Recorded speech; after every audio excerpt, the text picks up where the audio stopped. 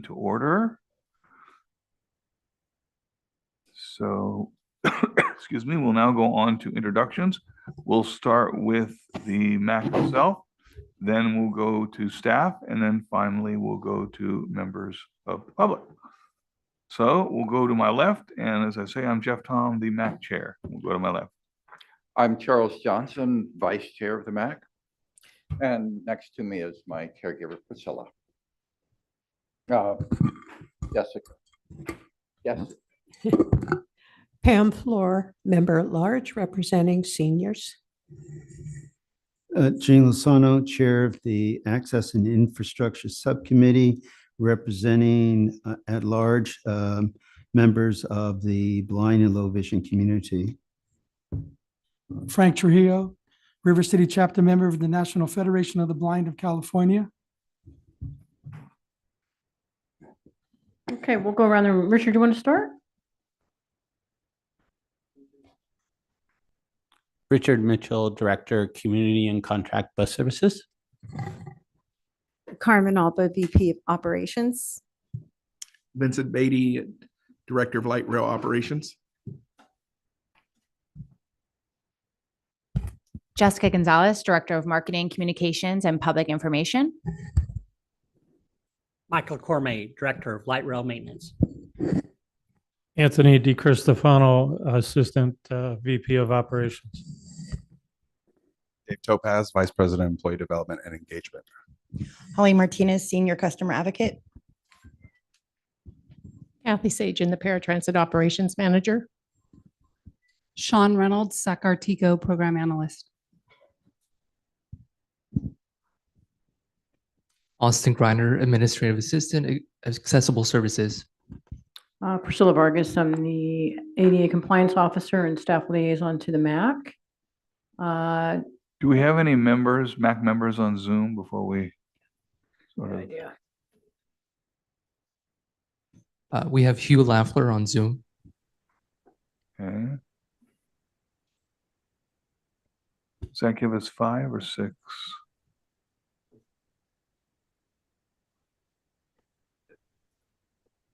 Okay, so we have a quorum. All right, do we have any staff members on Zoom? Yeah, hello, Chris Flores, Chief of Staff, VP of Real Estate, SAC-RT. Hello. Okay, now we're to members of the public, and let's switch the order and go on Zoom first. Reggie Donovan. Okay.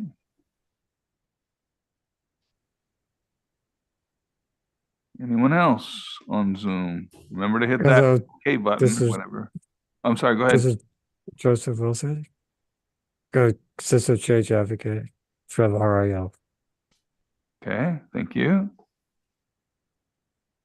All right, in the room.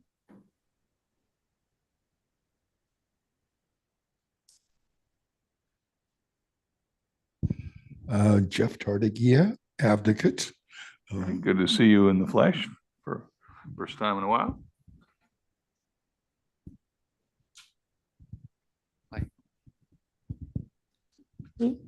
Leslie Tom, I'm a member of the California Council of Blind, local ACB Capital Chapter, and advocate. Thank you. All right, so we can now go on to item 3, which is approval of the May 16th minutes. Do we have a motion for acceptance of the minutes? I move that the minutes as presented be accepted. Gene second. Gene seconds after Charlie firsts. Is there discussion? Hearing none. Anybody from the public have any discussion on the minutes? I came in late, so apparently I didn't get added to the being here.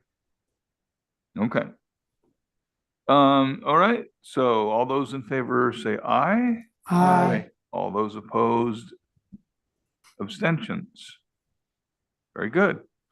Okay, public comment on items not on the agenda. So let's go this time with Zoom first. Do we have any public comment on Zoom?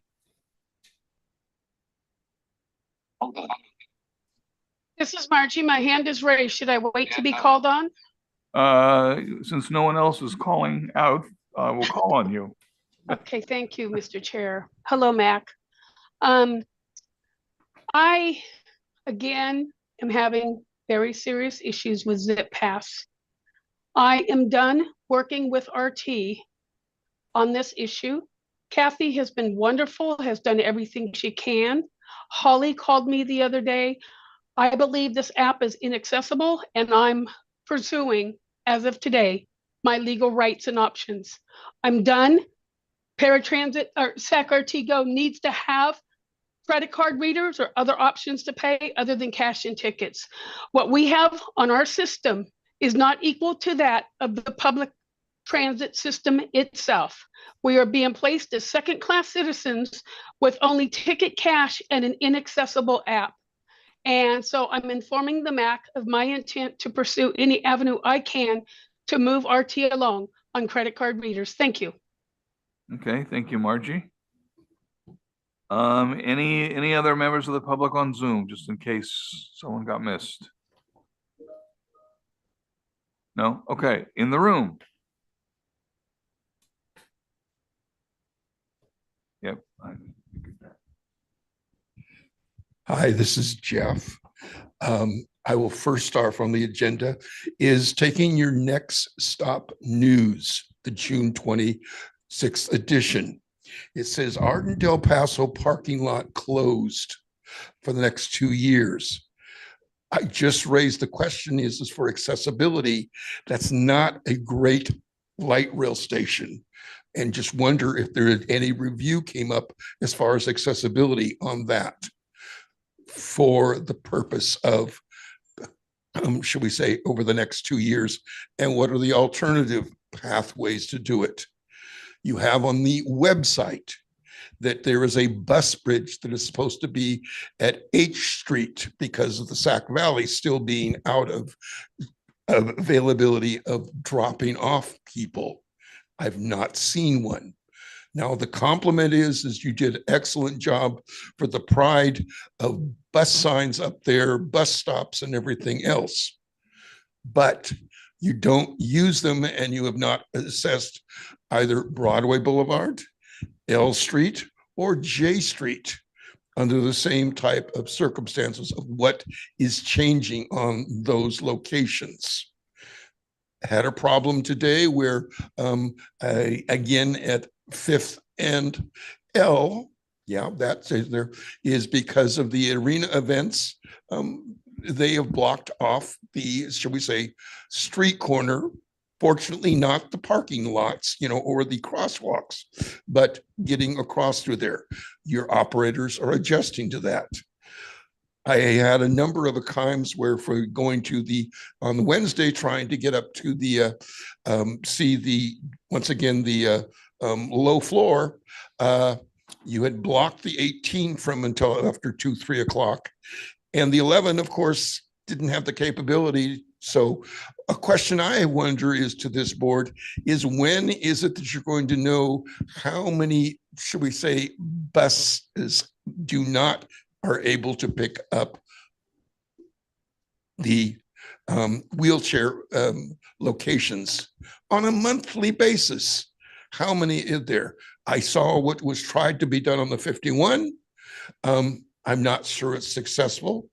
And lastly, I will say, Jeff, to you and I have been on a committee that's been meeting on Tuesday, and you've come up with a resolution through there of something that offering, much like Go Transit, of the possibility of increasing, not taking 2 days for making a paratransit visit, assignment to getting up there. I'm wondering why and when is that going to be presented to the MAC board for any form of considerations of adjustments to be made or not?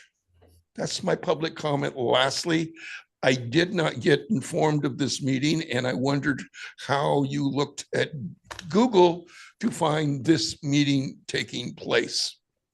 It's just what happens. Fortunately, there was somebody at the door at this meeting. That didn't happen at the board meeting when I was late.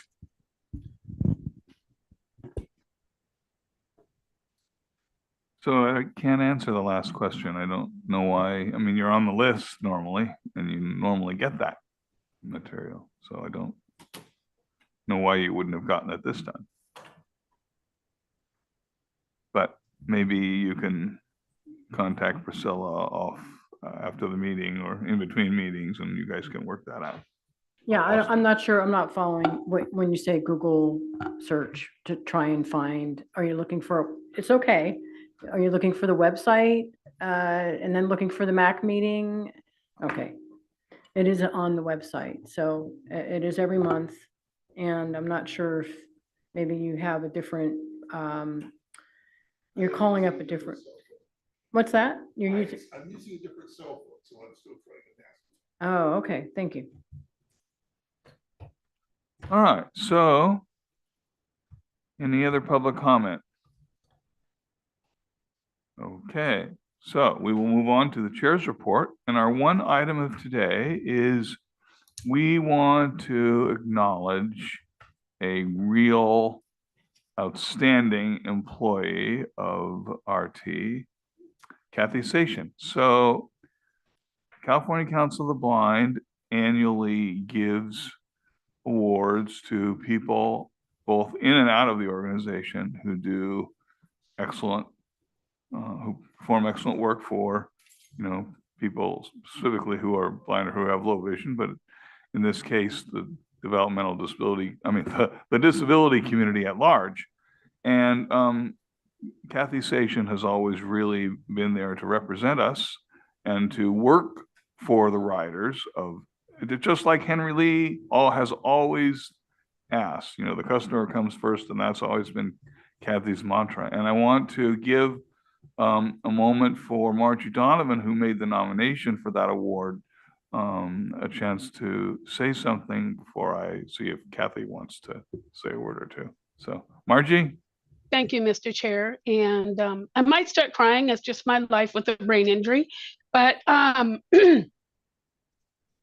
decided to nominate Kathy Sachin because Kathy Sachin is a glue between RT and its disabled passengers that use SAC-RT Go. Kathy Sachin is always available to help us, and she's the first one the drivers go to as well. Kathy has always been the glue. Kathy is courteous, friendly, works so many hours. I can't believe she even has a private life. And I couldn't think of anybody more deserving statewide, honestly, statewide to nominate. And I generally nominate someone. And when I started thinking about it, what stood out was Kathy. Kathy has done everything in her power to help buses get on time to places. Kathy has done everything in her power to help with the Zip Pay app or any other app and any other process for us passengers. If it wasn't for Kathy, I can honestly say that RT would not be operating as well as it is in its SAC-RT Go system. And Kathy, I truly, truly respect you and appreciate you. And this award and my nomination was just a token of how much I care about you. Thank you, Kathy, for everything you do. I'm done.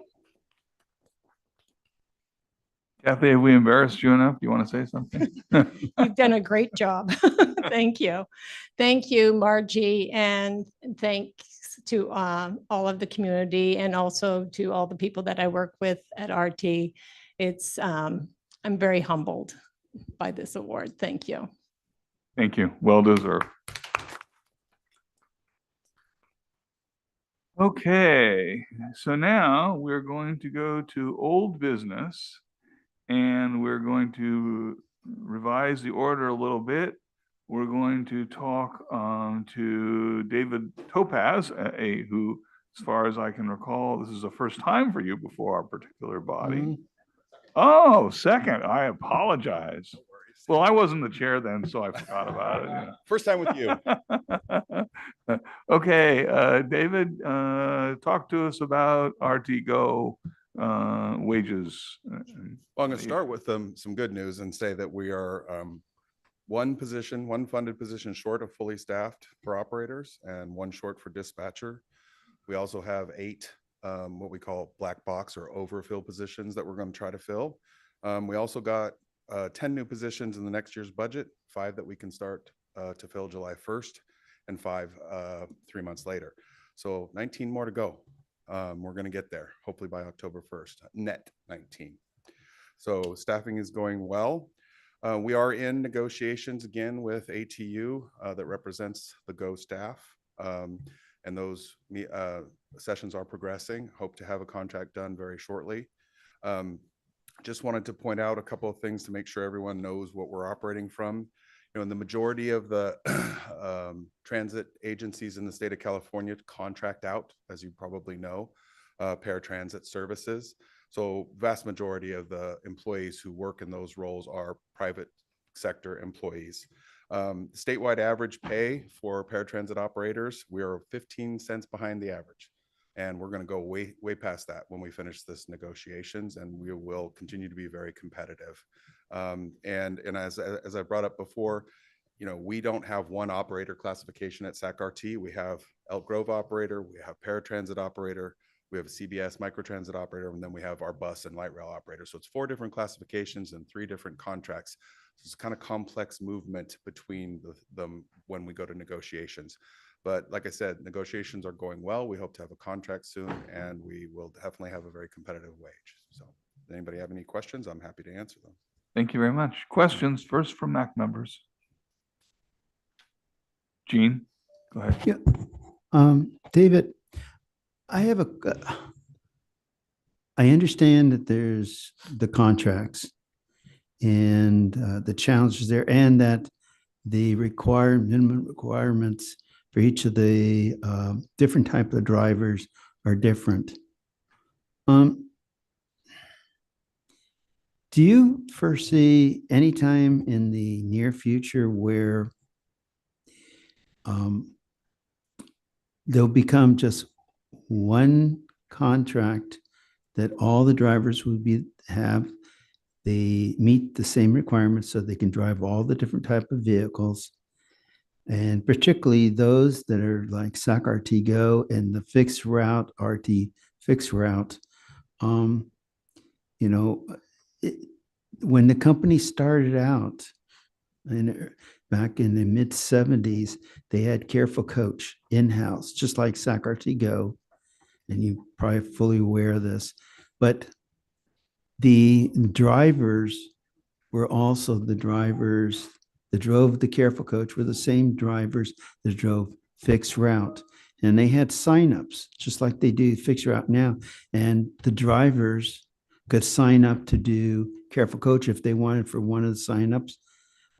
They got, you know, that additional little training, how to work with people with disabilities. And some moved over from fixed route to Careful Coach and stayed there because they enjoyed doing that. Others, you know, did that for a period of time, got tired and went back to the fixed route. And there seemed to be contentment, satisfaction from the drivers.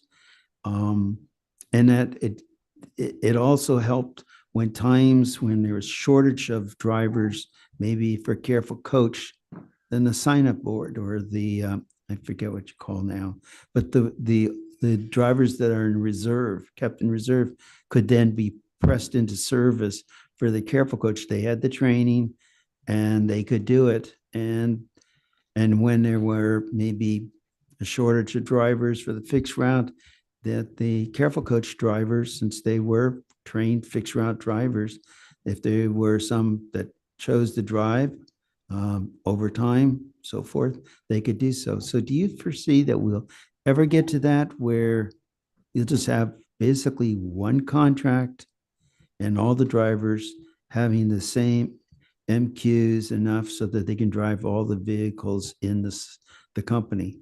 Long question, but I've asked for years this and very never well got thought an out. answer. Very well thought out question. The short answer is no, I don't see that in the foreseeable future.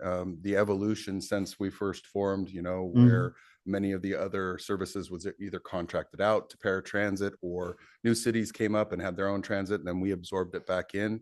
A lot of that is dependent on what the union's willing to do, right? And some of it would be in our best interest to have combined services. Some of it may not be in today's market, right?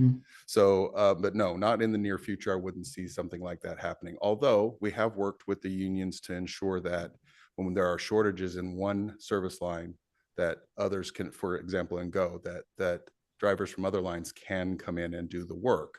So we're trying to make sure that the service keeps getting delivered, right, through Right. Go, even if there happened to be a shortage in Go. But of course, with our staffing numbers, we're getting to that point where hopefully that's not needed as often. And with these new positions that got added and that we're going to try to get filled, I think less likely to be needing that as much, or at least I'm going to cross my fingers and hope that that's the case. So there's a lot that will change too as we get a few more years out from absorbing these contracts or these service lines. So things may change, but I wouldn't say soon. That would be the quickest and easiest way to explain it. Okay, thank you. Sure, thank you. Any other questions in the room? Pam? I personally think that a driver of SAC-RT Go has some specialized skills that they pick up, because this is a population you want to get it right.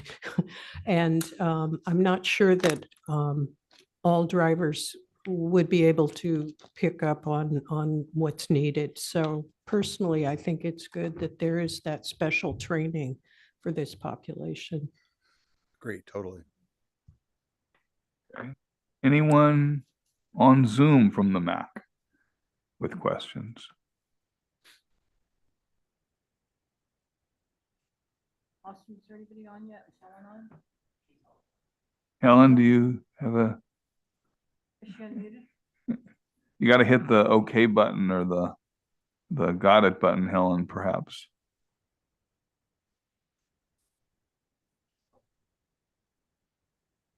We can't unmute her.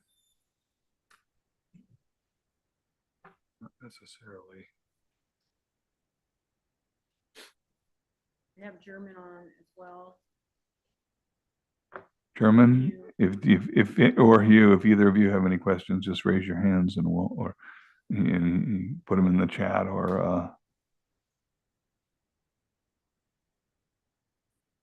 No questions for me, thank you. okay. All right, well, we will come back. If you do have a question, Helen, and you can't get unmuted, at least raise your hand and let us know, because we have enough time to make it work before, because we don't want David to leave without getting a question if you have one. And you were part of what brought this up, so.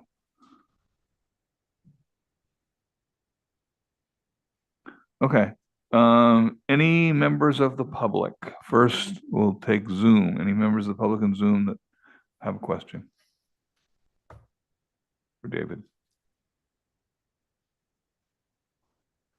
I'm sorry? Hello, was I recognized?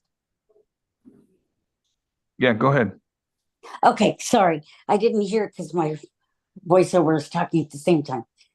So this is Regina Brink, and I just wanted to follow up on an earlier request from the Capital Chapter and others in the NFBRC chapter as well, that we're requesting some training, not only training for new drivers and frankly, current drivers on disability, with some input from the disability community. Many drivers share with us that they haven't met someone with a disability before they start driving.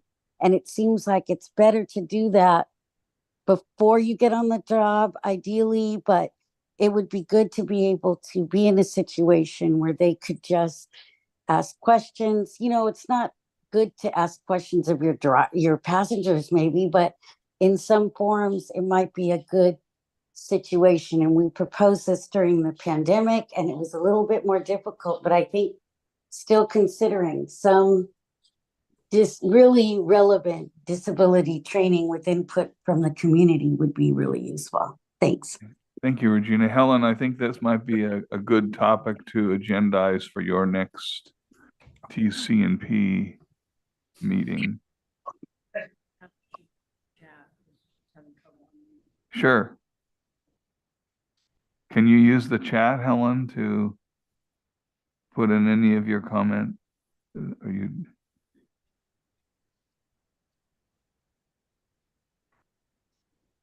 Yeah.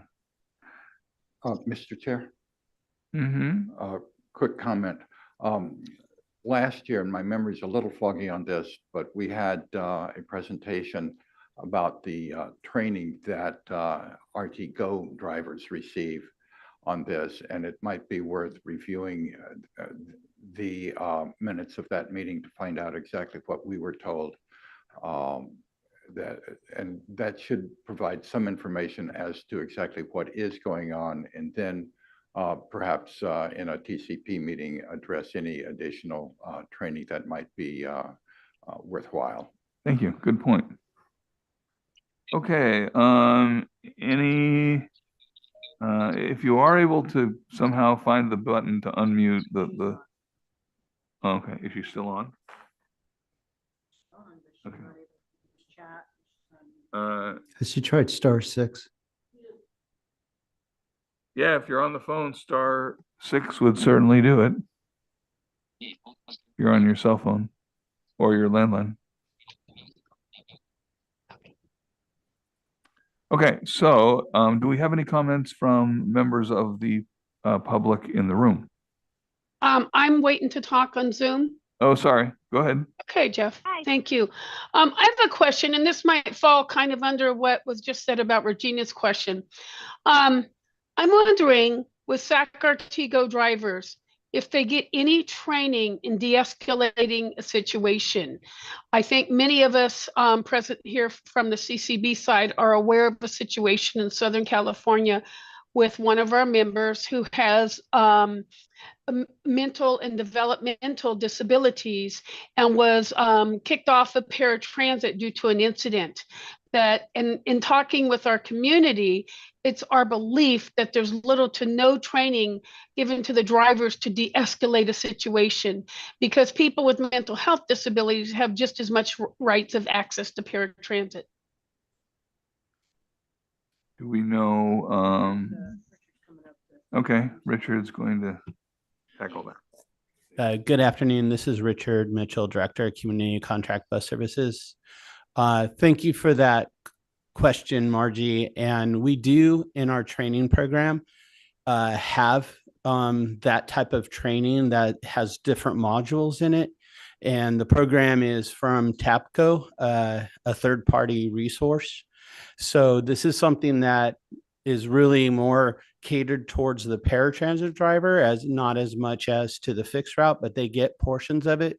But for the paratransit operators, there's a whole nother like package training book that comes along from TAPCO that then has various different sections of sensitivity, dealing with passengers with disability, communicating with them, how to de-escalate situations, how to talk to them, various different types of training. Okay, thank you, Richard. Anyone in the room? Jeff, go ahead.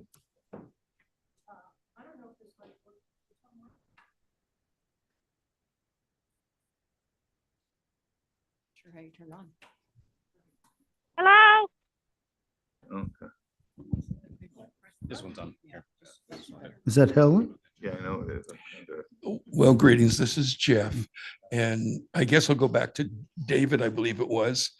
The question would be, is over the last year of what changes have happened, to what do you foresee right now this next year as being your greatest problem to resolve? Just a question. Well, it's kind of always the same question in negotiations, and that is employees' expectations versus what is the market and what's affordable for us. We have to be, Hello? good stewards of the public's money and make sure that we're trying to get retention and recruitment right. Could you respond to Helen? This is Helen. Okay, Helen, we hear you. Good. Okay, thank you. I finally figured it out. I had a question for the person Hang that on was for just 1 doing- minute. Let me make sure Richard is, David, sorry. I'm here. David is done. Were you finished, David? Yes, I was. Thank Okay, you. go ahead, Helen. Okay, I have a question on why the different modes of transportation on RT don't get the same benefit packages. I can understand they'll their contracts are different, they get different pay, but it should not be such a disparity between all the different services.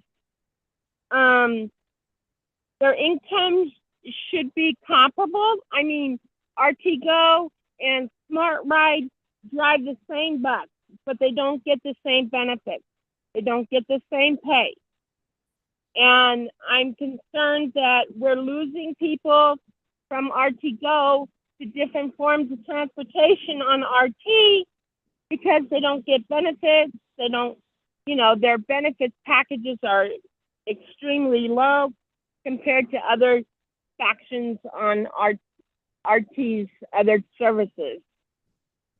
Is there any way that we can bolster at least the benefits packages so that they're equal? We won't probably be able to get them equal, but we can certainly increase them significantly, and that's our goal in this negotiations.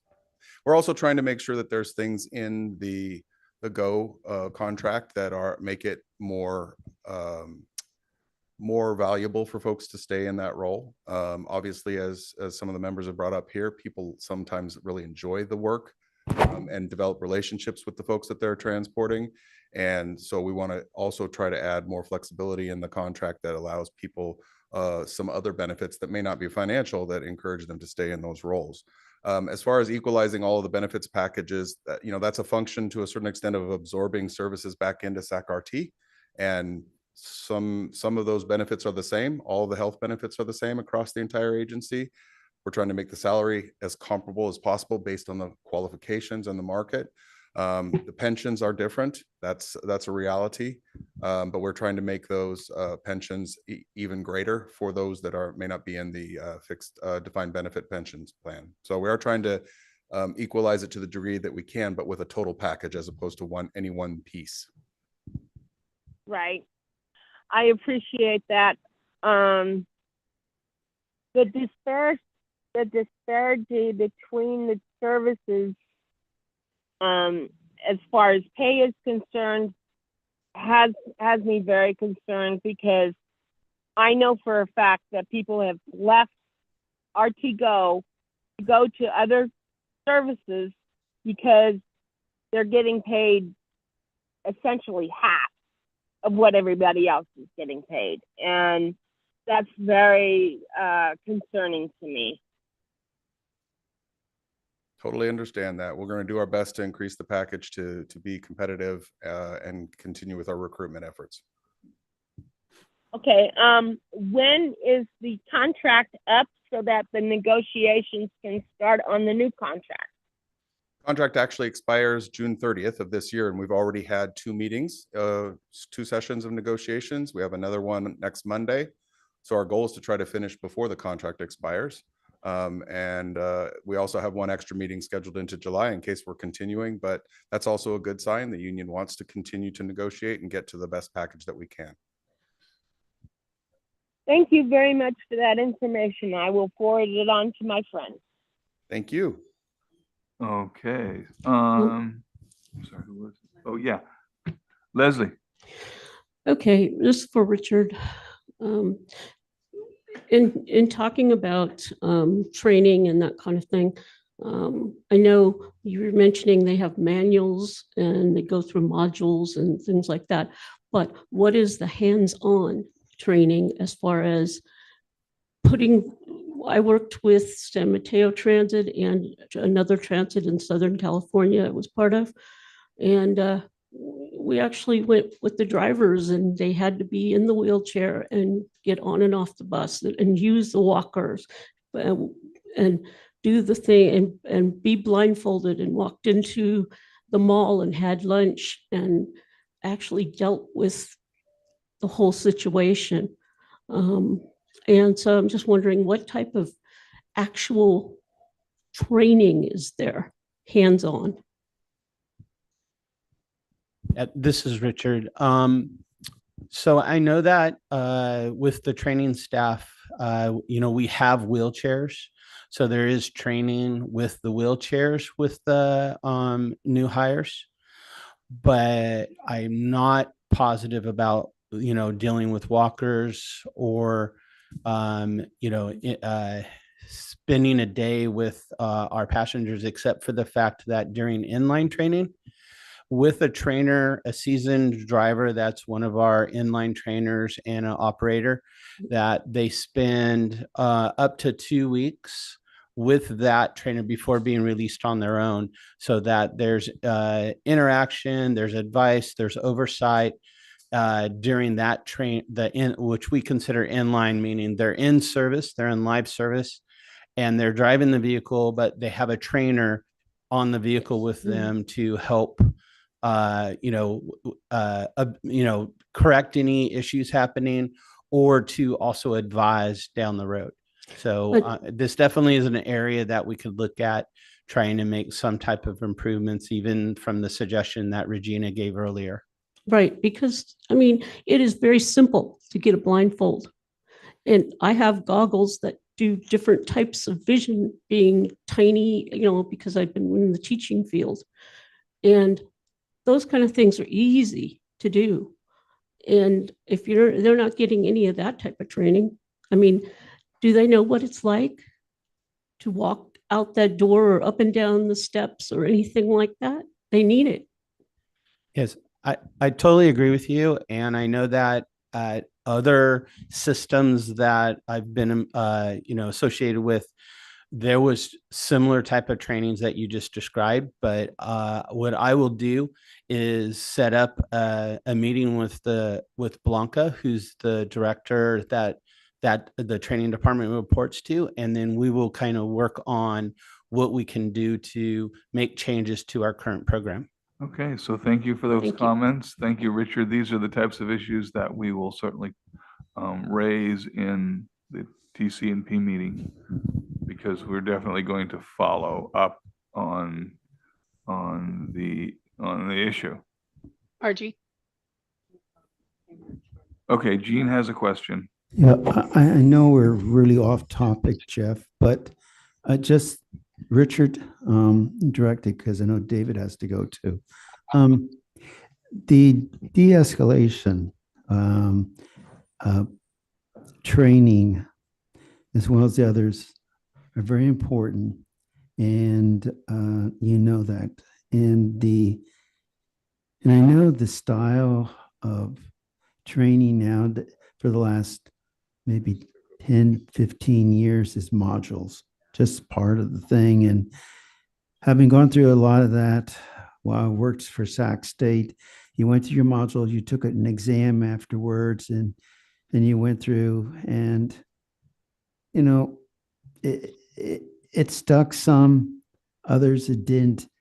But when the old-fashioned training of even, which I'm not a fan of role playing, but going through that with somebody that can play the role of the disabled person, and a driver, and I'm not eliminating people with disabilities that are trained in the area. That should be done. And RT used to do this 20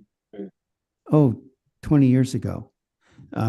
Used to bring in a group of people with disabilities, and they actually went out in the field with the drivers, and the people volunteered this. They did not get compensated for this, but they thought their reward was more drivers that had a better understanding, awareness of it. So I guess I'm going to say, especially trying to resolve issues with troublesome passengers.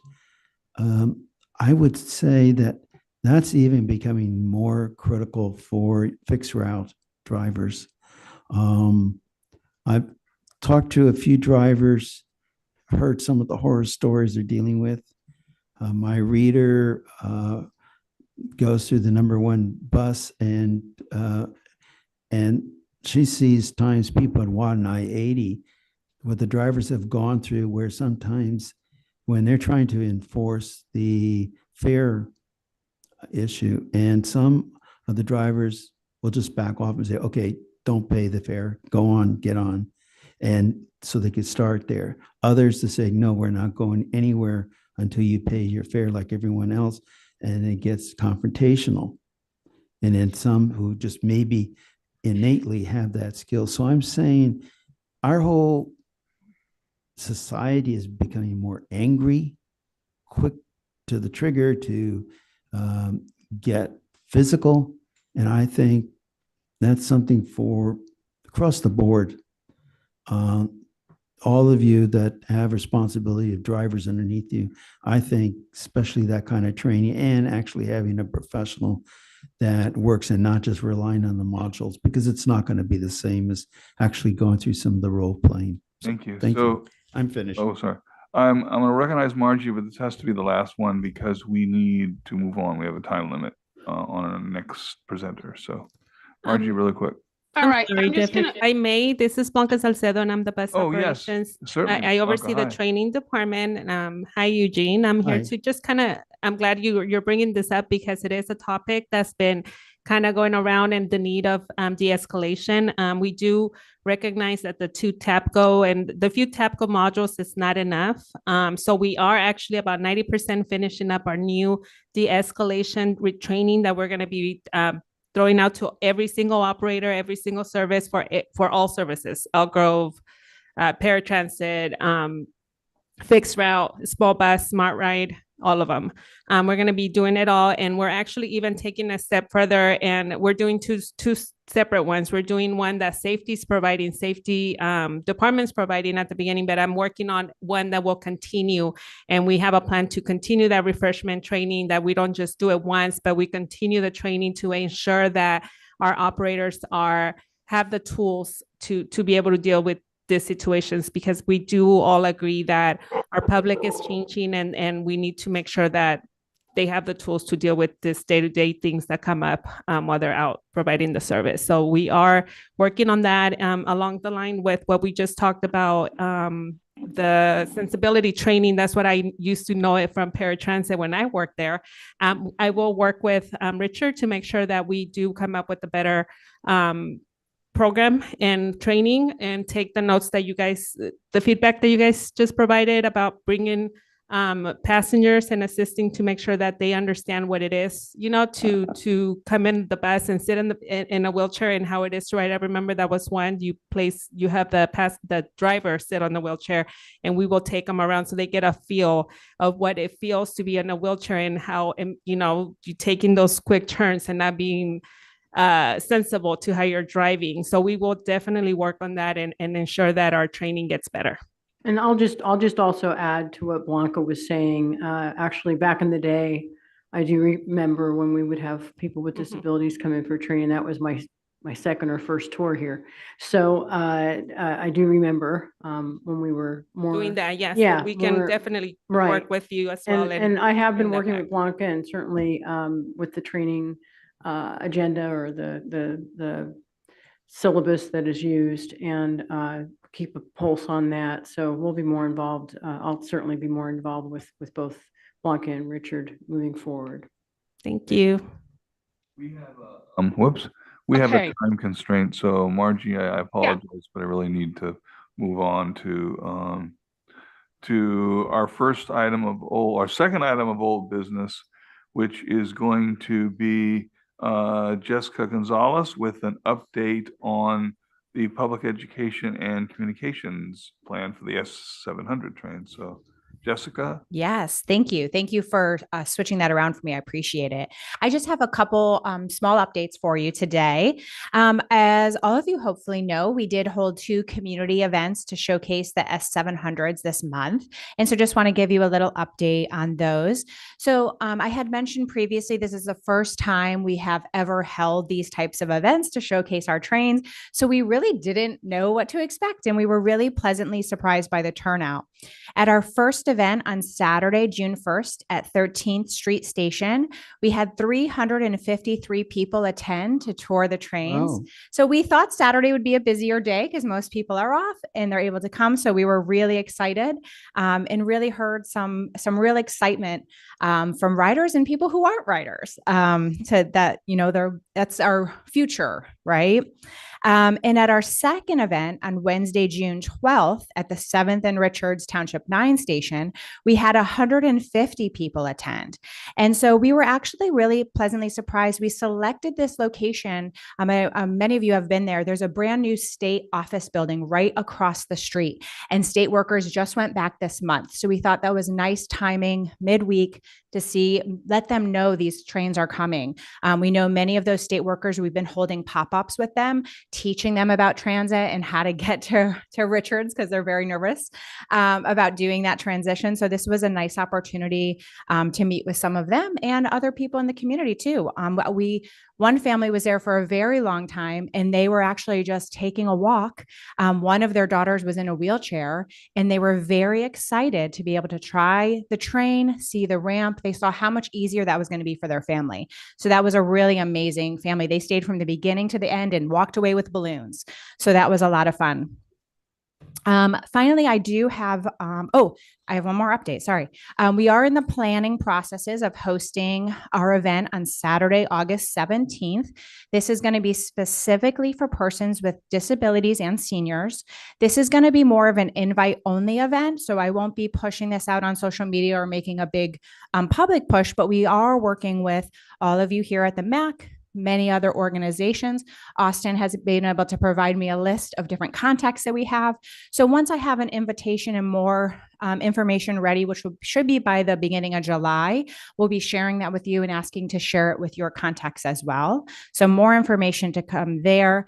Really, we want to, we've talked about this here, give people more time to learn more hands-on about how to use these trains, get people comfortable. Something I've seen firsthand is many people in mobility devices, the first time using the ramp, they may be a little nervous. After they've tried it a few times, they definitely get more comfortable. So this is a really nice opportunity to be able to interact with these trains. And then finally, I do have an update on the How to Ride video. We do have the first version now available only on the YouTube page. It's not on the website yet, as I'm still working with the vendor to complete the visual audio description version. CIT Translations is currently now working on that audio visual description for me. And so they're expecting that to take about 7 days. I'm not sure if those are business days or regular days. So maybe next week or the following week, we'll get that script in, then we'll work on editing it. So I'm thinking it's about 2 weeks out. Again, this is the first time we've worked with this contractor. So we'll see how this process goes moving forward, but we're excited to be able to release both of these on the website at the same time. I'll make sure everyone here gets a link as well as we move forward with the How to Ride trains video. And thank you for everyone who participated and helped me with that script. I do appreciate that. That is all my updates. If you have any questions. Okay, questions? I have a question. Go ahead. No, Helen, I think let's Zoom first this time, Jean. Go ahead, Helen. Okay. I am very concerned about the location of the call button on the wheelchair position because I can't reach it. So Helen, hang on. Can you wait your question? Because our next item is going to be Vincent and Mike who will address those issues. Can you wait for about 5 or 10 minutes? Because she has to leave at 3:30. Jessica does. So anytime. Thank you. Thank you, Helen. Okay, Jean. Hi, Jessica. Hi. And I'm really glad to hear the progress that's going on. Just for clarification, the translation company that's doing the audio description, which Jeff and I met with them and Priscilla. Has it been decided whether that company is also going to be doing the captioning for the video, which would include the narrative that is available, the dialogue, and then the audio description would be all captioned? Have they gotten the contract, or are you having a different company doing that? No, they're going to do the text portion of what the video, audio, or the visual audio description should be. And then we have a company that we do all of our audio tracking with, that will track that. And then my videographer edits it together. Okay. Usually a lot of the companies, you have the audio description company and doing both the captioning and so forth, because that's how. Are you talking about closed captioning? Well, in our case, we're going to be open captions, because that's what your video is going to be, open captions. Correct. So what will And- happen is there'll be a voice track, which is currently our current voice track. Then there will be a pause. Then there will be a different voice that Yeah. gives you the video audio description. Then it will pick back up with that original voice that we currently have, Right. that talks through over the video.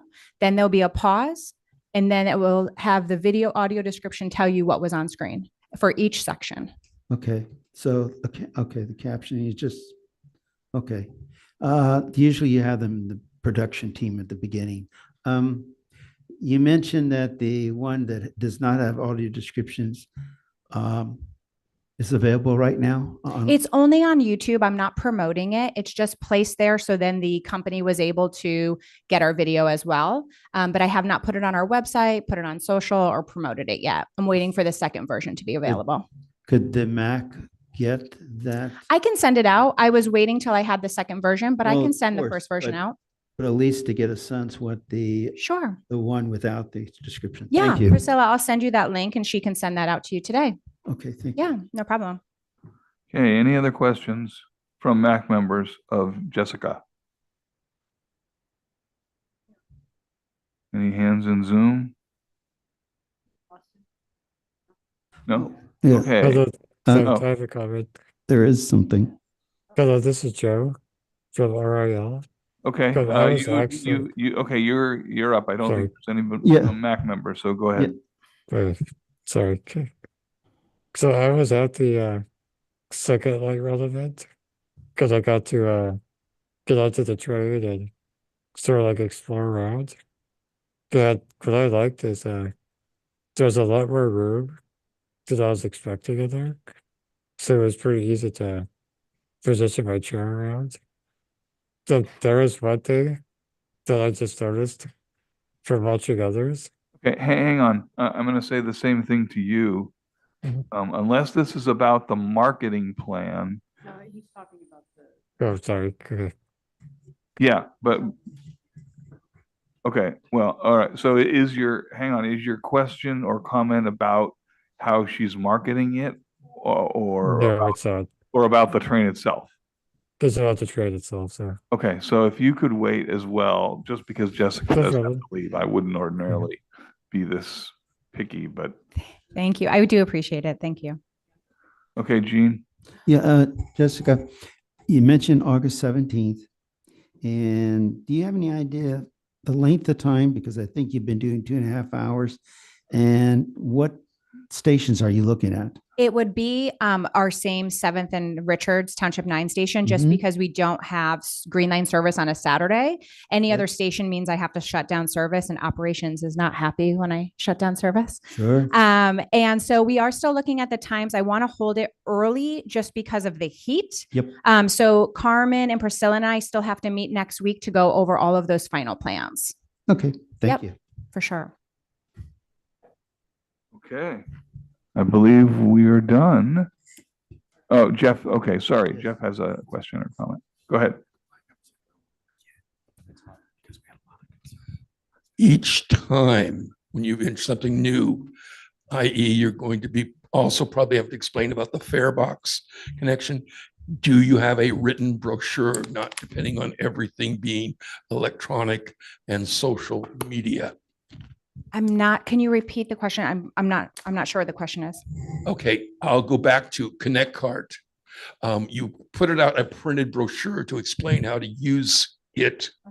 I'm wondering if you're going to have a printed brochure that's going to explain about the new vehicle for those that don't have. Yes, we do. We electronic actually media. have a S700 rack card. A rack card is similar to a brochure, but it's one-sided. It's about 3.5 inches wide and 11 inches tall. These fit into our vehicles. Currently, I have only promoted those during our community events. But as I move closer and we actually have a launch date for the trains, I will have a full how to ride brochure available that also goes along with our website, with our video, all of our different materials. I am waiting until I have an official launch date, which hopefully I'll hear by mid-July, and I'll be able to start pushing out much more material and information about that. So yes.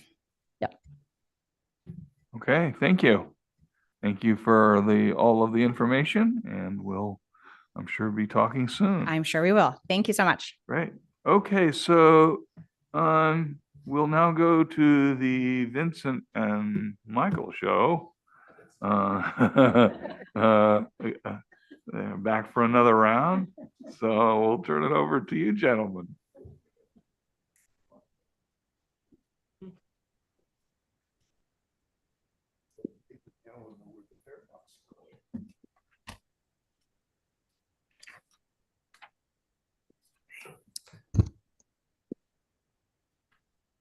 Good afternoon, Chair and MAC members. I'll start. My name is Vincent Beatty. I'm the Director of Light Rail Operations, and I'm here to provide an update regarding bikes on SAC-RT's new S700 LRVs. I'm going to stop right now. Austin, do you have the PowerPoint?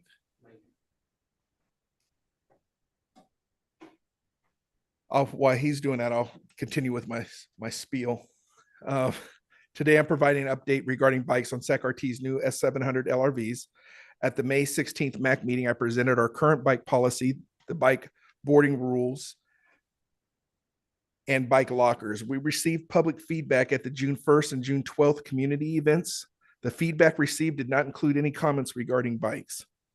Therefore, SAC-RT is moving to finalize the bike policy and bike area as discussed previously.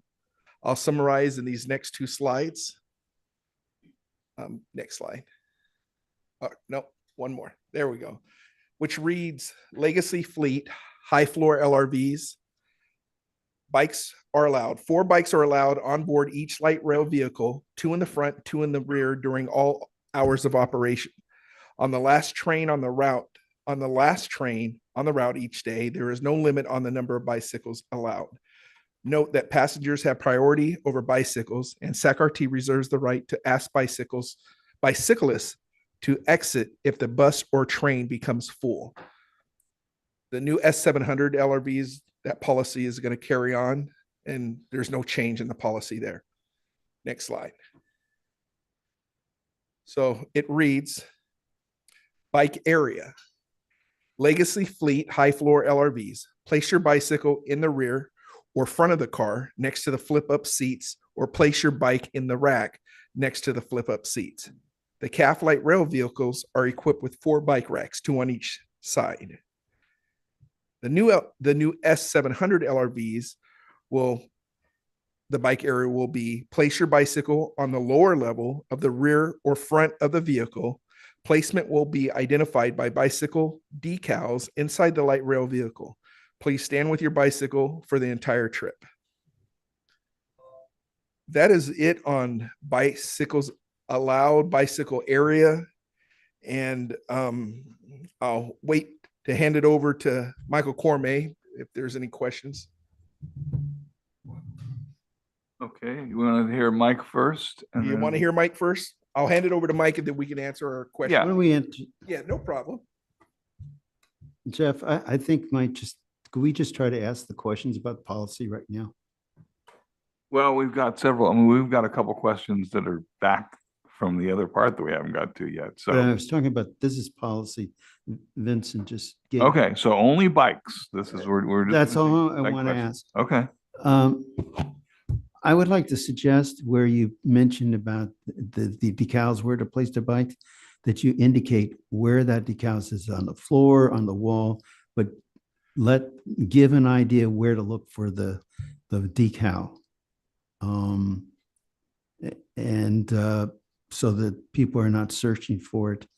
And the other thing was, at the May meeting, there was a gentleman concerned about electric bicycles and electric scooters. And I'm talking about not those for the disabled, but the scooters, the two-wheel scooters that are all over the downtown. Are those going to be permitted on, or are those is just exclusively bicycles that are human powered? No, so electric scooters can be brought onto our S700 cars along with electric bicycles. They're allowed now on the legacy fleet as long as you can get them up the stairs. And there's a certain, on our website, there's a certain width, length, and weight of bicycles that you can bring on. As long as they're in those parameters, you can bring them on. Then I think you should have that in your policy, making it clear so there's not a question about it. Whether you can bring your electric scooter or electric bike, and if there's, and whatever restrictions, weight restrictions there are, if there's any restrictions regarding the battery or so forth, that it's all there in one policy. And it will be, and we'll take all that in consideration. Okay, thank you. I'm finished, Jeff. Okay, anyone else in the MAC with bike only questions?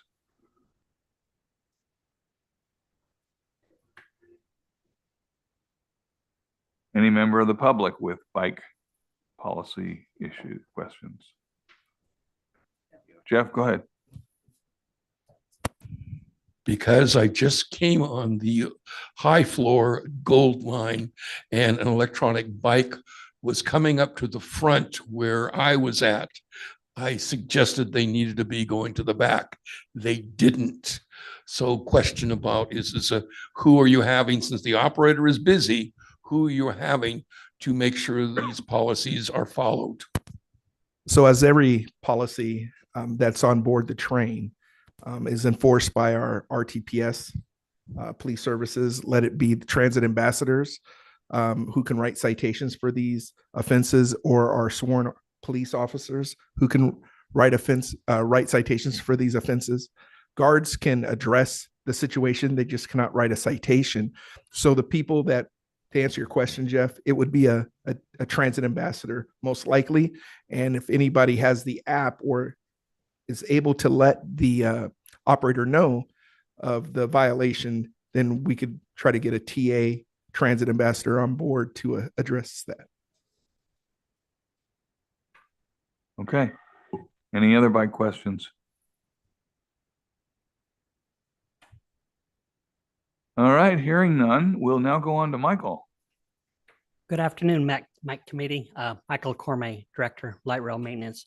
You're here to talk about a couple of items. The first one is the door switch, which is labeled a tape switch.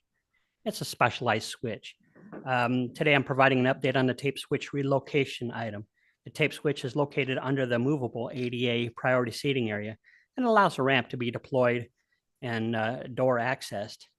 SACRT originally received this relocation request on April 17th during the MAC member exclusive of the S700 vehicle tour, the meeting at Township 9. We also received public feedback at the June 1st community event at the June 10th Sacramento SACRT board meeting. SACRT reached out to other light rail agencies, and from the reach outs, we received 3 responses, and none of them have relocated that switch. After looking into the idea, weighing all the different elements and options, including any ADA requirements, it was determined to keep the door switch, the tape switch, if you will, located where it was designed.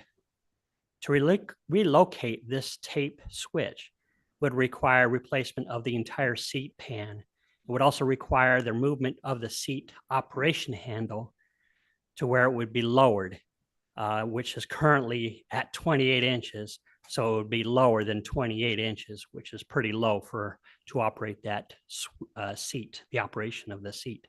So as designed, the current placement of the switch is under the seat operation handle, offers benefits such as protection from inadvertent bumps and touches for people who are in the area. So that grab handle, if you will, of that seat grab handle, operating handle, offers a protection to that switch. Another thing was to look into the switch programming. So I remember Ms. O'Connell was talking about if she was on the left side of the train, would she be able to press a switch to operate the right side doors? And so the same effort was made with the three properties, and none of them have reprogrammed their switches either to make the switch operate left switch opening the right door, right? Likewise. The bridge plate operation is an interlocked and synchronized operation with a door and a corresponding door. There's many of circuits in there that has to choreograph the operation of it between the operator and the actual electronics of the switch and the safe movement of the door. So, this system is to only deploy or retract when that corresponding door is closed. So this slide summarizes our position. Unless the MAC has any other questions, this will be my final update on the tape switch option, moving option. Okay, is that the end of your report? That is the end for that section. Do you have another? I do. It's regarding the door push buttons. Okay, why don't you do that one too? We'll do that one. Next slide, please. The door push buttons, interior and exterior. On the interior, the one push button is mounted on the interior surface of both door panels at each doorway. These push buttons are mounted in such a way that accidental activation by passengers leaning against it or brushing against it, push button is prevented. On the exterior, the same one push button is located and mounted on the outside of both door panels at each doorway. At the height accessible passengers who are standing at the station platform. Next slide. The door access buttons on the new S700s are the latest in industry standards that also meets associated audible and visual warning devices that comply with the requirements of 49 CFR 38, the American Disabilities Act. So the doors are placed in fashion. They're large, they're 4 inches in diameter, they're well lit with LEDs. We love them to death. Nice switch. That slide summarizes my position on this request. Is there any questions to either of them? Well, I guess I'm just going to make a quick comment as the chair. Seems like all those wonderful intentions that I know you definitely had went by the wayside. So that's my comment, and then I'll open it up. And I think I'm going to open it up to Helen first because she did have a question that relates to at least one of those two reports. So I'm going to give Helen the floor. Thank you. I'm very disappointed that I cannot reach that switch. It is difficult for me in a large wheelchair to reach the buttons that are on top of on the door itself. And unless I am positioned right next to the exit door, behind slightly, I cannot reach the other button that would open the door. Yeah. I don't know. I'm just a little perplexed. You asked for our input. We gave it to you several times, and things are just not heard. And That is very concerning to me.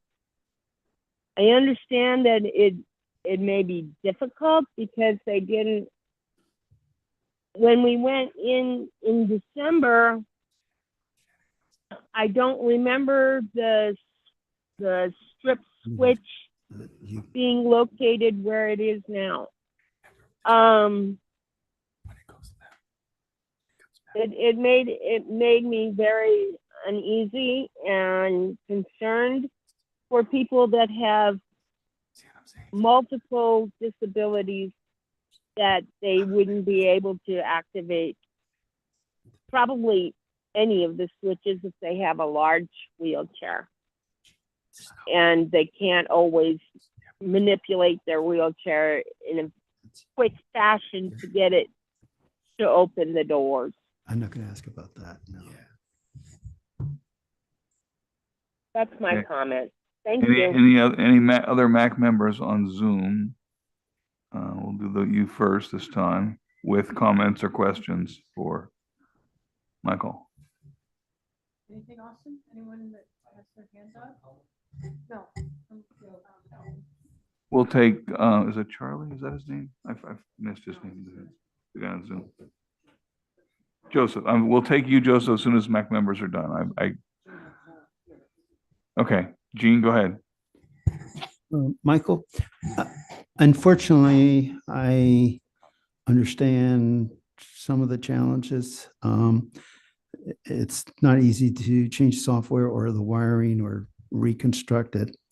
And I think we also have the limitation that this is built, we're basically, our light rail vehicles are built on the San Diego design, since we got on piggybacked on their contract, and there's very little that can be done because of that. And I guess the one question, I have a few questions, and I'll be short, Jeff. And this may be out of your air, Michael, but I understand that we have gotten the go ahead to buy additional vehicles starting maybe 2 years or so that are going to be constructed. And don't hold me on the years or anything like that. But after the initial allotment of, was it 28 vehicles, there's going to be another group.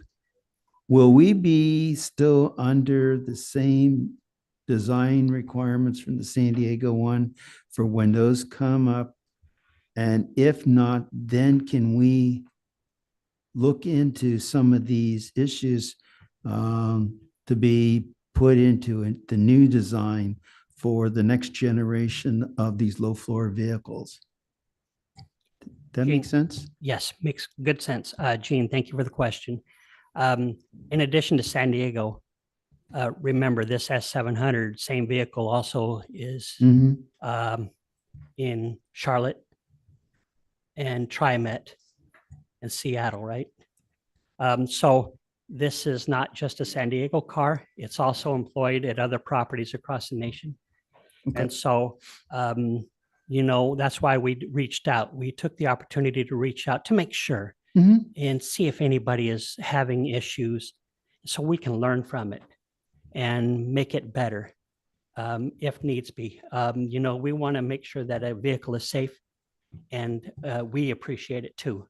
So we took the opportunity to reach out to other properties to see or do our own research and see if they had any issues. It literally came back negative. So, we develop a comfort over that. Gene, I do understand, maybe a different model another day, who knows? But currently, that's the model that is currently in place at other properties across the nation, sir. So really, for this mobility advisory council or any advisory body to a transit company really needs to, one, I think, reach out to Siemens. And I think that's influencing there. And also it's getting into federal legislation long-term to change the requirements. I have a button question. The exterior buttons on the doors, my understanding is that there's, and I forget what's left or right leaf door, but one has the button, let's just say the left door, and that the button you push is on the top, and there's a light below. And then on the right side door, the top area is a light, and then a button below it. So two verticals elements that are raised, one's a button. The push buttons themselves, how high are they off the platform? Gene, I'm going to make a guess. I'm going to say 34 inches, but that's just a guess. Okay. It is set to an ADA distance from Mhm. where you would be standing at a platform. So somewhere in that neighborhood is where the distance is at. You know, and I understand, you know, the buttons, some of them are buttons. The other round circles are the indicators Right. to say that that door is out of service, and it'll light up red. So to advise new passengers that that door is out of service. So that's what those lower circles are for. And you know what? We get all this research from our own users group. Just a side note, we are a part of a users group across the nation, actually international, because Canada is included here too. And this users group is where we gain a lot of information from other properties. It's very valuable. And trust me, when we bring these questions to them, they're listened to, they want to know, and we help one another. And the other note is that we do meet with Siemens weekly. We discuss things, even from our operators. You know, the operators have some issues, and we try to rectify that, answer questions, and aid wherever possible. So, Gene, thank you for that. Yeah, the exterior buttons, you know, on the ramp doors, there's extra button there because it deploys the ramp. On the non-ramp door, it's just a door opening button. And they also have additional round circles just to let you know if the door is out of service or if it's functional. So, you know, light up red. and I'm going to finish right now on this topic. When you have the meetings with Siemens and looking down the road, seeing if the buttons on those two middle doors, see if they both could be put to the top and having the lights beneath them. So at least you have one constant height. And if you're seeking one button and it's not what you want, then you can go in reading left and right rather than then diagonally. For a totally blind person, it's like reading Braille or so forth, is that you read horizontally, and that would be having the button. So maybe when they're looking at the S710 or whatever it is, yeah, they do that. So I'm finished for this portion, Jeff. Okay, Charlie. Yes, just a couple of quick comments. One, I'm extremely disappointed, especially with respect to the slide bar that was there for me and apparently for Helen. It just doesn't work, Right. period. You know, I understand that there would be considerable expense to replace all of those seats. So it's not, I just find it unfortunate that it's not going to happen. And then to piggyback on what Gene asked, if in future orders, whether you could address the issue of the slide bar as well as the button bar. And I think that's something that I would certainly encourage. Thank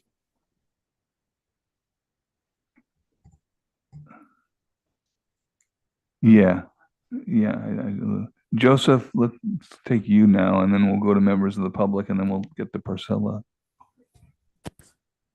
Hello, this is Joe. So I just wanted to ask, like, is it possible to have two tape switches, got different heights, got the seat, or is that like doing too much? because if there's more than one, like height to push, could like make it like a little more accessible.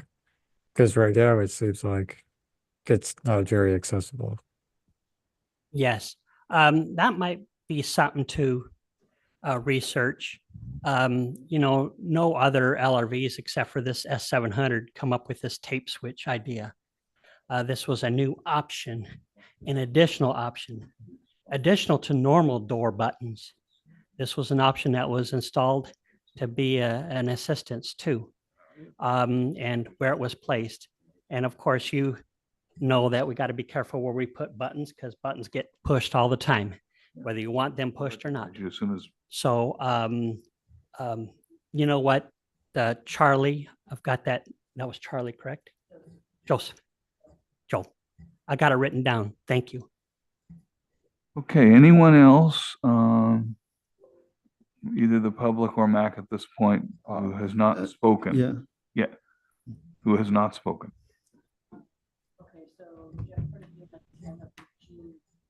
Gene, you're gonna be, I'm recognizing Charlie after, well, Priscilla and then Charlie, and then for a motion, and then you. So Jeff, you can go first. Thank you. On the fare box, have you decided whether there's going to be one or two inside? I presume and hope that you're going to make them opposite of the doors. And the other question I will have is simply when the door is open without deploying the ramp, is there a sound to alert the fact that you don't have the ramp deployed?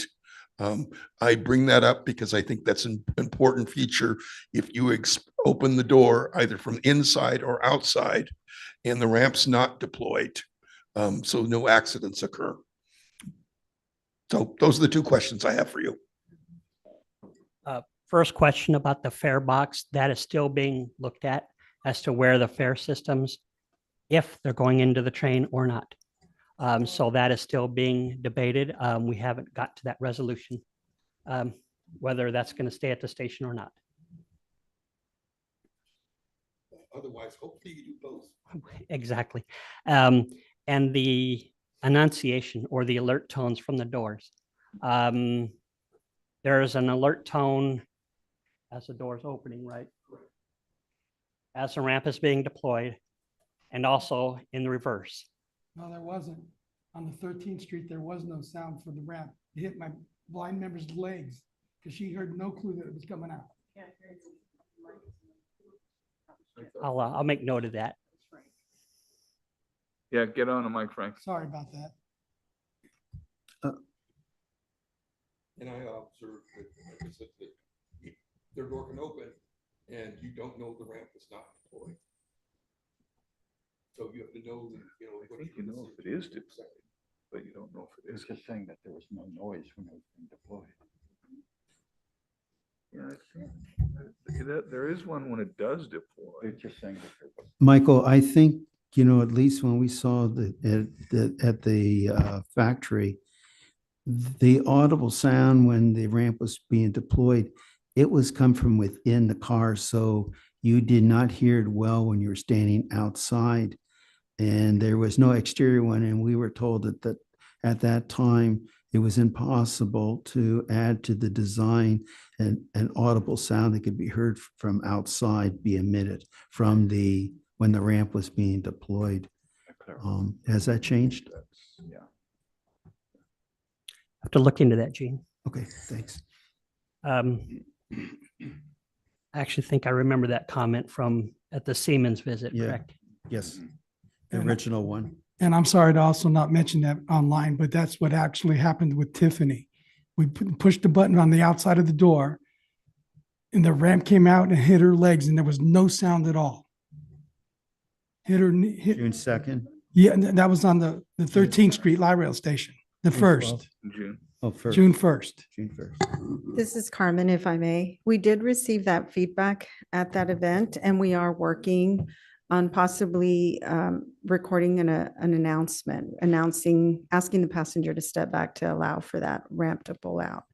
As a matter of fact, we also included that in our How to Write video That's under review right now. So when you push the button, will it make a noise though? We're looking to program that and also that it's an audible announcement. Please step back so that the ramp can come out. Okay. So we're not 100% sure, but we're definitely working on that. Carmen, when And you, we're also working on messaging on the video, on how to ride video. and Carmen, if you do decide to do the audible announcement, do it a female voice. We've had long discussions about it over the decades about the announcements, but it is a lot easier to hear with all the exterior and ambient noise than a male voice, the higher pitch, even though there are people with, as Pam would say, deficiencies in hearing loss in the upper ranges, but it is what is being done. And what Bell Labs had that for the audible controls for fighter aircraft because of the gunfire, that the pilots could hear the sound of the voice being a female to combat. That's very interesting. Thank you. I did review the first draft of the video and it is a female voice. So. Good. But it's very, thank you for sharing that. Okay, Priscilla has a comment and then I'm going to go to Charlie. Oh, okay. I just wanted to get back to what Helen was sharing and if we could maybe offer, another outing with you, Helen, if that would help with maybe feeling a little more comfortable and practicing potentially with respect to the tape strip. It's really up to you, but we'd like to try and at least see if there's other options available to you. Just with respect to becoming more comfortable, if it's even possible, but if just consider that, okay, Helen? They know. Yeah, okay. One. Yeah. Okay, Charlie. Okay, I would like to make a motion that the MAC recommend to staff to interact directly with Siemens on possible design changes, as have been discussed here today on a new on the new fleet that will be coming up in a few years, whenever that happens to be. Okay, there's a motion on the floor. Is there a second? Gene will second it. Helen O'Connell, second. Gene beat you out by half a second. Okay. Okay, is there discussion?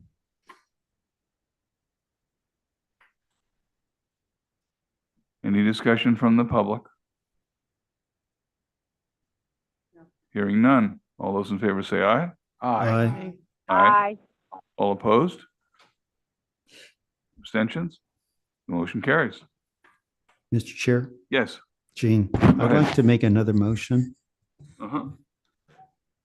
I would like to move that the MAC work with RT staff in reaching out to similar advisory bodies for the other transit districts that have the S700 vehicles and begin a dialogue to find out what are the issues that they perceive to initially to be problems and the ones that turned out not to be a problem.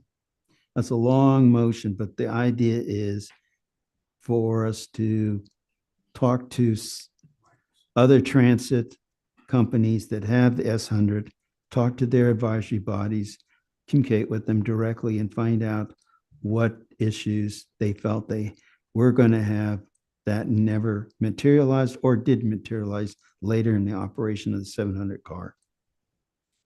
Okay, is there a second? Well, I will second it if no one else is. Okay, is there a discussion? Yes. Go ahead. I would suggest that that might be an appropriate thing to bring to the Access and Infrastructure Committee to set up a coordination with other entities like that. I think maybe we would want to polish how we intend to do that before we require it. Okay, Gene, you've heard Pam's suggestion. Well, I think what's your response to that? I think the response is that that the MAC, can be the A&I entity. I was being brought and working with staff to determine what should be the questions asked and posed to work it out, the details. And I think this is somewhat time sensitive. Is it time sensitive with respect to the current fleet of S700s? Yes, I think so. At least finding out, initially there was a concern about the steepness of the ramp here. And my informal inquiries with people down in San Diego, I did through Priscilla, but I also did it on my own, talking to the disability community, got no concerns at all. They said, we have no problem going up and down the ramp, that when it's deployed, it meets the federal requirements. Now I'm hearing that some of those individuals who had those concerns are okay with the ramp. So I'm just saying is, this button, which sounds to be a serious matter, is finding out whether the other sister organ advisory bodies, whether they had that concern, and if it turned out to be a big problem or didn't at all. And maybe, too, as an outcome of this communications dialogue on this area, if there's some common grounds, then that might be some leverage with working with the manufacturer, since it's basically a cookie cutter design that all the communities are getting. And Simmons is the largest producer of light rail vehicles. And at least back 3 years ago, or when we went there the first time, they seemed to really indicate that they had interest in getting feedback and asked, well, don't you consult with people in the disability community? And they honestly said, we haven't done that. I would suggest that, or it seems to me that, the fleet that we're getting now essentially is cooked. Yes. And so what we're really talking about is potential design changes on the next set. And so I think that takes the immediate time frame out of it and says that we're working on the next set. But to bring about it, Charlie, is if we can identify other real issues, and if it's shared by sister advisory bodies, then we as members of the disabled and senior advisory bodies can then have some clout, influence in seeing that those changes take place. And the thing is, I have been pushing for years and years and showing how back long ago, Mark Longerman was in charge of the light rail fleet, and one of his departing comments to Janice Labrada was, yes, the designs we have for the light rail vehicles, they're really obsolete. And the MAC needs to develop some with staff, new design guidelines for specifications to go out.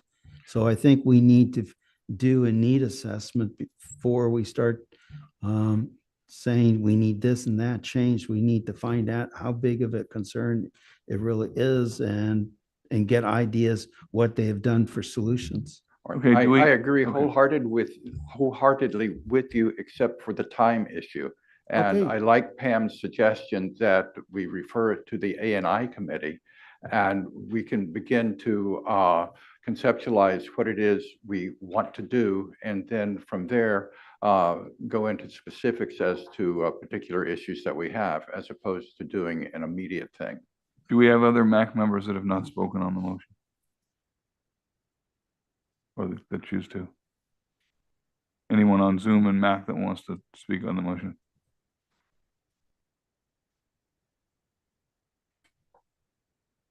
Members of the public that want to speak on the motion? Chair, this is Carmen, if I may. Sure.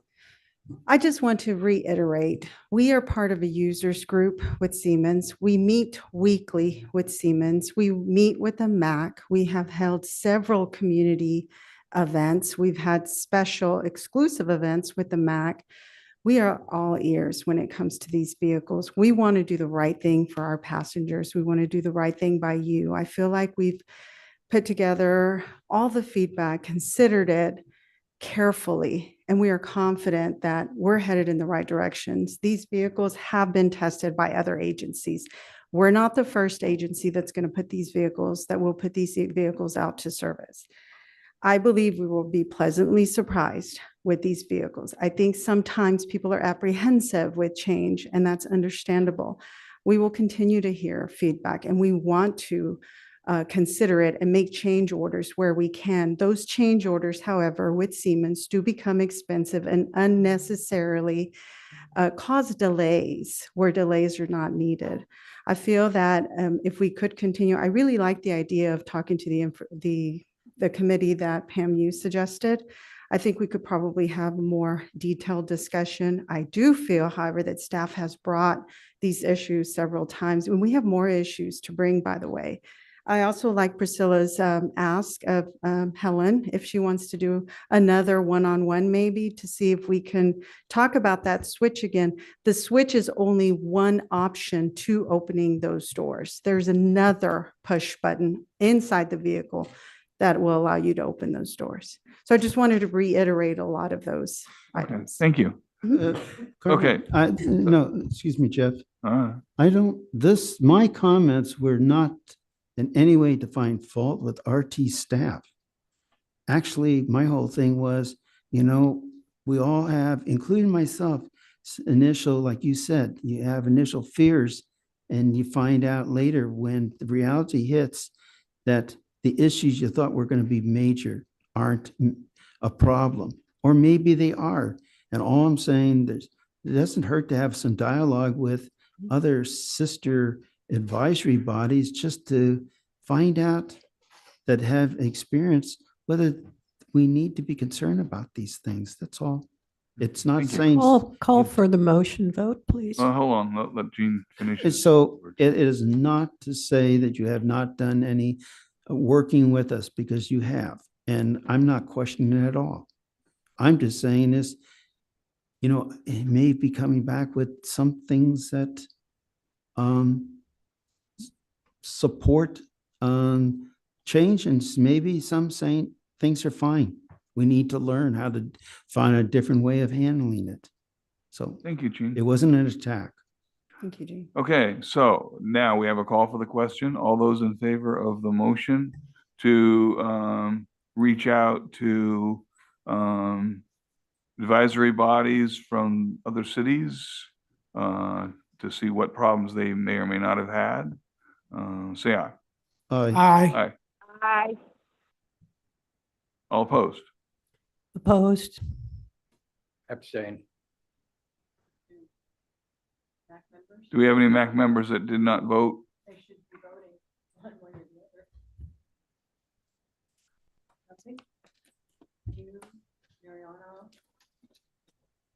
Mariana's not on, is he? German and Hugh?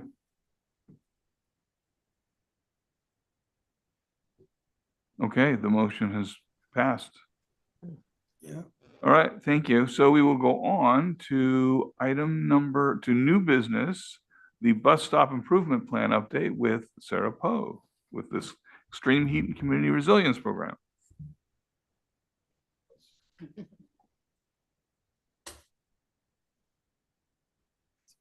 Good afternoon, everybody.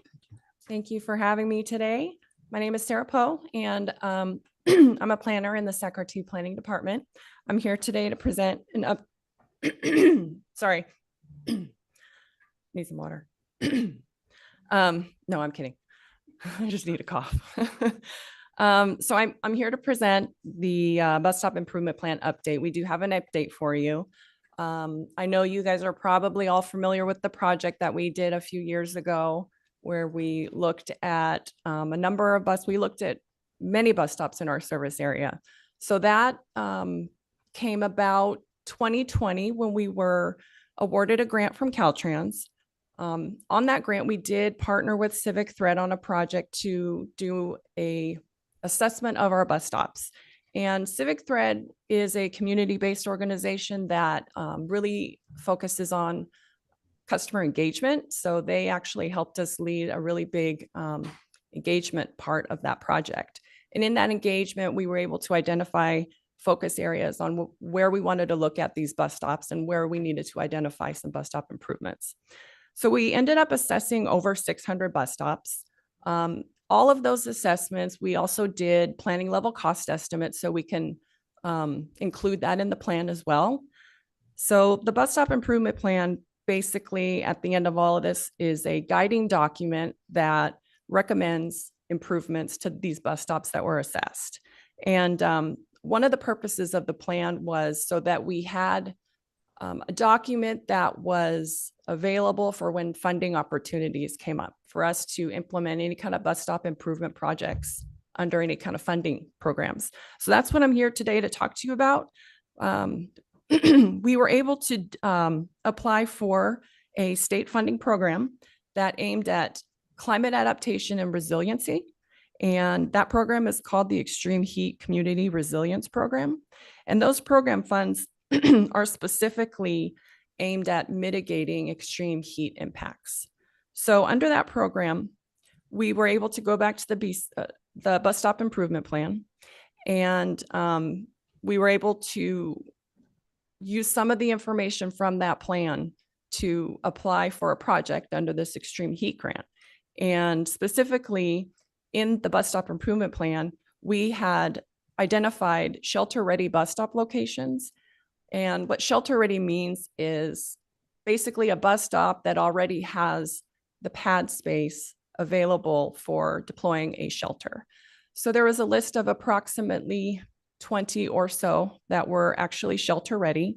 So we were able to take that out of the bus stop improvement plan and use that to fund or to apply for a grant project to purchase new shelters that are heat-resistant shelters.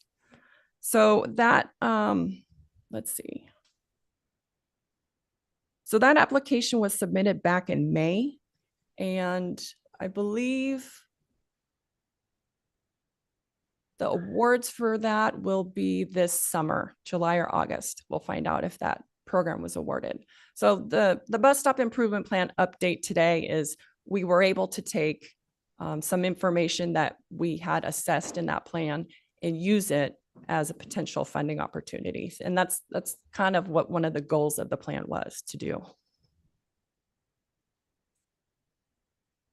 Okay, thank you very much. Any questions? We hope you get it. That's a great. I hope so too. Okay, Gene. I was both all the county Department of Transportation, the city's Department of Transportation's these stops. Are they aware of it or part of the project, this application, so that it can be reflected, whatever changes come through in their transition plans? Since they did survey the bus stops? The cities and the county were involved in the bus stop improvement plan and the engagement. They were stakeholders in that process. So yes, they are aware of the plan and they're aware of what we've included in the plan. These bus stops specifically that are included in the grant application, those that's a part of the project will be to go through permitting and things like that, to work with the city and with the county on stops that fall within that jurisdiction and go through the permitting process. Okay, I would ask that you see that those departments, their ADA coordinators are fully aware of it and that they take steps to revise their transition plans to reflect the changes when this gets funded, which I think is exciting. So thank you. Great. Other questions from MAC members? I have one. Okay, go ahead, Helen. Are the ones that are getting the shelters do they have accessibility for wheelchairs? Because a lot of, I've seen some bus stops that have shelters on them and there's no way to get to them.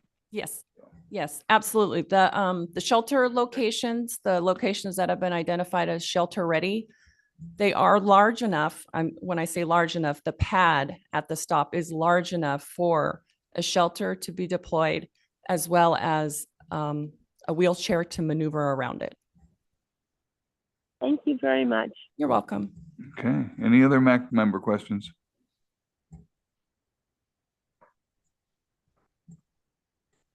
Questions from the public? Yes. Okay, You have the mic already?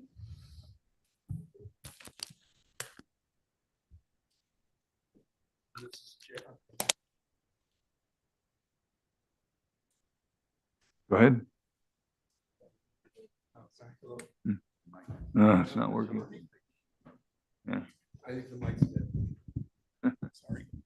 Oh, there you go. Sarah, of the 20 locations, what I recall reviewing on this is you developed a checklist on part, and how many are city and how many are county? And the second thing I'm going to raise the question about is right now, I know a lot of changes are going on. Broadway, Stockton Boulevard. Are any of the recommendations for bus stops going to be involved with those? And I know there's an active report of transportation and another one that are meeting this week. Have they been updated of what you're talking about doing? So your first question, well, I just want to make sure we're talking about the right. Are you talking about the 20 specific locations that are under this grant? Okay. Those I can't remember off the top of my head. I believe 17 are 14 or 17 are city. One is Rancho, one is county. There's a few in each. Yeah. And you had a second question. What was the second question?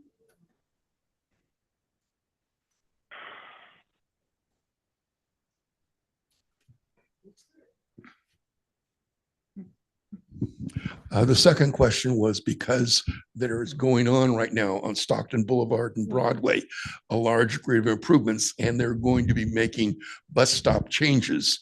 And I'm wondering against the checklist that you developed about what needed to be at bus stops for either extreme heat or other conditions, is that checklist available and are being utilized for the improvements that are going on bus stops right now? So off of the locations that are included in this grant application, no, but we are working with the city on those projects and identifying, what stops are impacted in those projects and, how to collaborate with the city to make sure our stops are accessible and improved where they can be. Okay, this is Charles.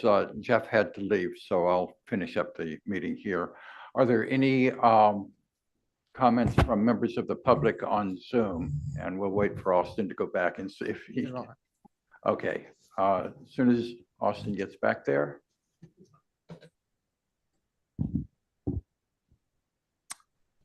Hi, Regina. Yes. Okay. Just really quick. I do know that you're probably aware of the regulations around guide dogs and other service animals, not emotional support, but the service animals. And I'm wondering if there's plans to educate staff on how to integrate them into the shelter properly.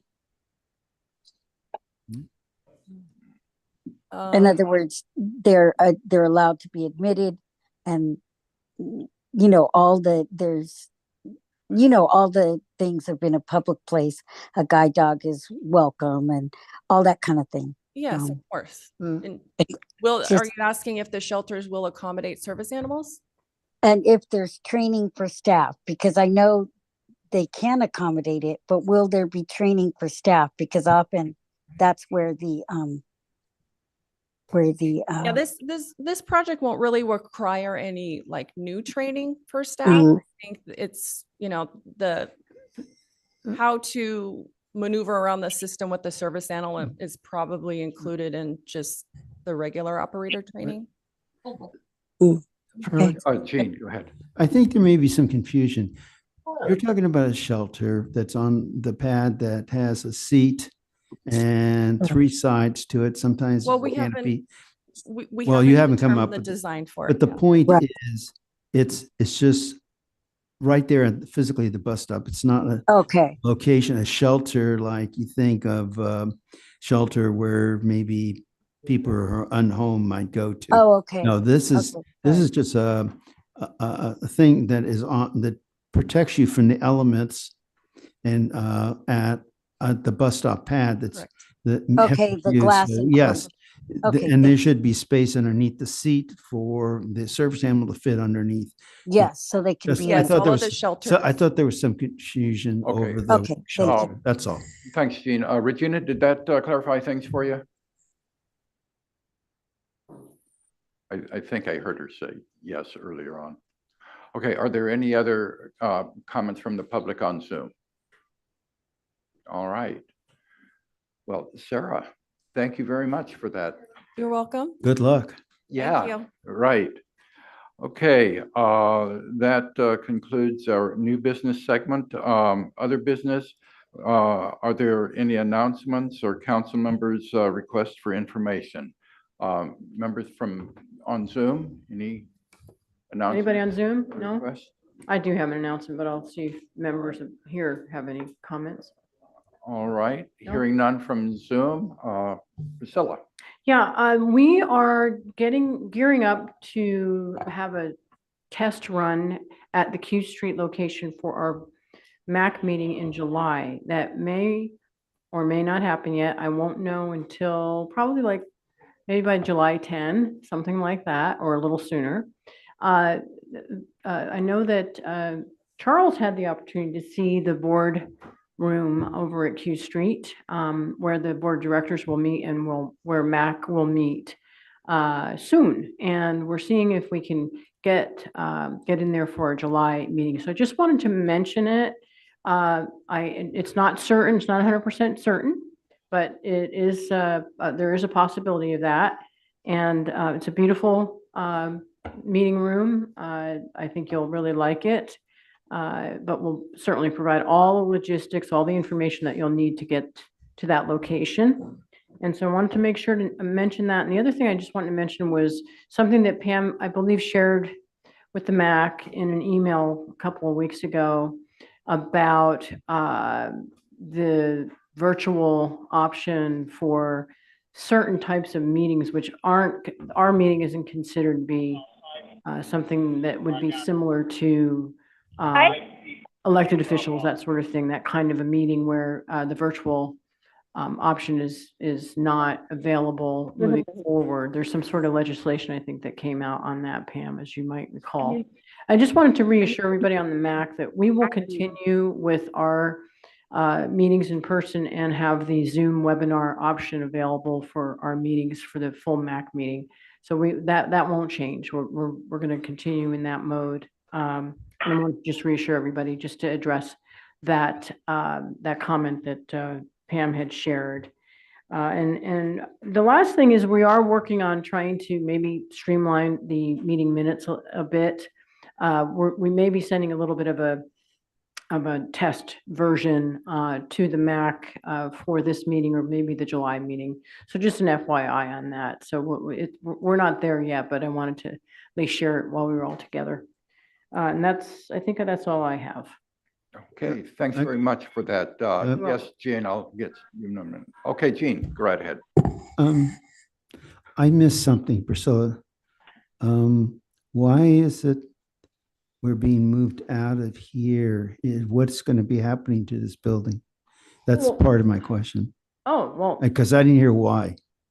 What's that, Carmen? Carmen was. No, it's the Q Street. That's the new board meeting for. Okay, we're going to Q. I thought I heard K Street. Oh, no, Q Q, Street. sorry. I mean, we're welcome to continue meeting here. It's just the Q Street does have a nicer board meeting. It's completely up to the MAC. Yeah, it's a I- beautiful facility. Oh, yeah. Okay. Yeah, I'm and- familiar with Q Street location, Division State Architect. So it's a nice building. Yes, it It is. is. And And it has a refreshment area if people want a refreshment prior to the meeting. That's So, yeah. right. Yeah, it's a beautiful boardroom and you. so it, you know, it's updated and it's just a great place. And so if we could hold it there, I would be all in favor of it. It's a great room. And perhaps I'd like to know for a future meeting, this, I guess this is a request, Charlie, going backwards. Mhm. What is the plan for this building? As more and more staff been moved out to Q Street? What is the plan? I know that there was a master plan starting to be developed years ago. David Solomon, before he departed, was supposed to have come up with that. And he had talked to us several times about this, upgrading places. And so what's going to happen to this building? I'd like to get a presentation on that because it is a very centralized location. Yeah, and I think some of us probably know a little bit more than others. Right now, this building, we have the operations staffer in this building, including the paratransit operations go. I think Sarah has something. And Sarah's coming over. So we'll have Sarah share as well. Yes, Jean, I think what you're referring to is the campus master plan that Mhm. David Solomon had done a few years or Yeah. several years ago. Several years ago. There's an existing effort right now in planning. One of our other planners is actually working on a facilities master plan. I think it's called something like that, facilities master plan, where we're looking at things like that. We're looking at all of our properties and the future of, you know, where everything's going to go and what's going to happen. Like your question, what's going to happen to this building? Like those are some of the things that we're looking at in that plan. I don't know if it's really ready, like to present, but we're getting there. Okay. And so I think, you know, when we get it to a point where Kevin can come and give you guys an update on what that project is and give you some more information, I'm sure he'd be happy to do that. Thank you. All right. Well, Thanks, thanks very Sarah. much for that. I can answer, however, that in the immediate future, in the next 5 years, this building was considered surplus and it's up for sale with an option to lease back. But in the immediate future, again, within 5 years, the next 5 years, we are looking to use it for bus operations. So we're not going to go anywhere, at least for the next 5 years. Okay, great. Thanks, Carmen. Okay, anything else from MAC members? Helen? No? No, I think I'll just wait for the paper from Priscilla telling us all the details about where and when and how to move to Q Street. Right, we don't even know if we're doing it yet. So as soon as the decision is made, I'm sure that Priscilla will give us all the. Yeah, we're not sure about July, but I'll make sure that we send out messaging on that. Austin, it looks like there's someone on the chat. Is there anyone in chat? No. Okay, because I just wanted to make sure with our MAC members that are on Zoom. Seeing and hearing no further comments, do I hear a motion for adjournment? So moved. Second. All of those in favor of adjournment, say aye. Aye. Bye. Opposed, and yep, it carries. Thank you, everybody. Yep, see you next month. Bye-bye. See you next month.